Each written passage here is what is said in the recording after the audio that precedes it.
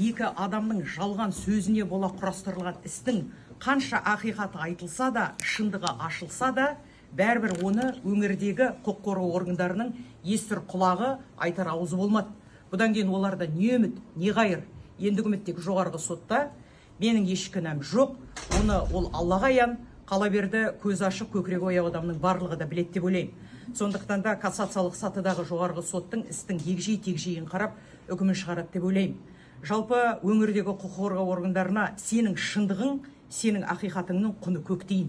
Содан кейін ешқандай да сенім болмайды деп ойлаймын. Мен бұған дейін де айттым. Адамның әділетсіз сотынан құтылғанмен Алла ешкімнің де ақысын жемейді.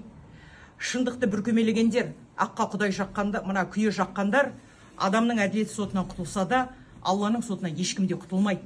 Мен өзімнің шындығымды, әділдігімді, ақтығымды дәлелдеу үшін барлық тетікті пайдаланып соңына дейін күресемін.